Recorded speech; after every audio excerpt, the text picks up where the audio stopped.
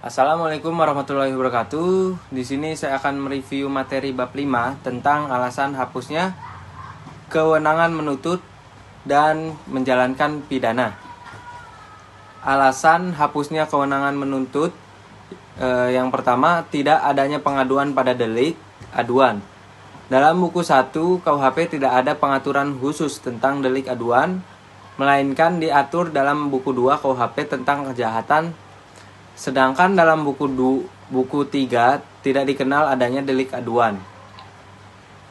Macam-macam delik aduan. Yang pertama itu delik aduan mutlak atau absolut, yang artinya suatu delik atau tindak pidana yang karena sifatnya sendiri dari kejahatan, maka hanya dengan pengaduanlah baru dapat dituntut. Keistimewaan atau kekhususan delik aduan absolut. Dalam delik aduan absolut yang diadukan adalah peristiwa hukumnya.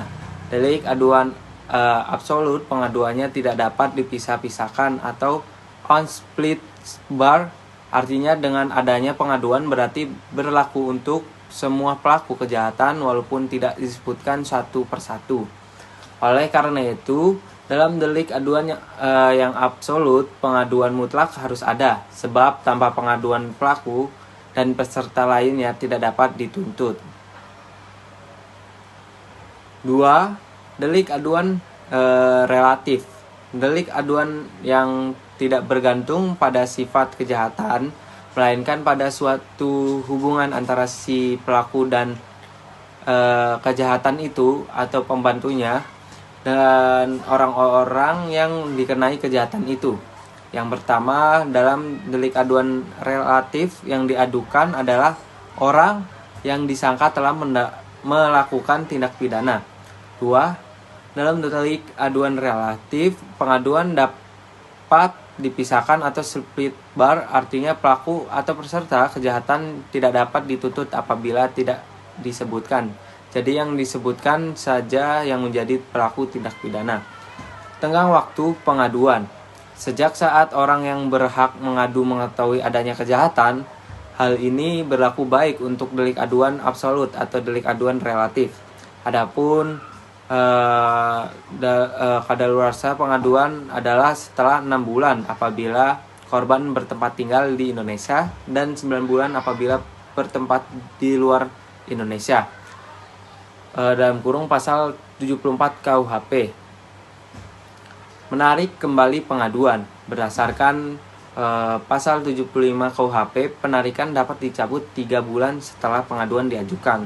Tetapi yang berhak mengadu meninggal, maka pengaduan tidak dapat dicabut kembali, tetapi khusus untuk delik aduan absolut. Penarikan pengaduan tidak terikat waktu 3 bulan, melainkan selama waktu pemeriksaan dalam sidang pengadilan. 2. Ne bis in idem dalam kurung pasal 76 KUHP diatur dalam pasal 76 KUHP istilah ne bis in idem garis miring nemo debet bis vexari, yang berarti tidak atau jangan 2 kali yang sama. Dasar atau ratio dari asas ini adalah A. Untuk menjaga martabat atau wibawa pengadilan.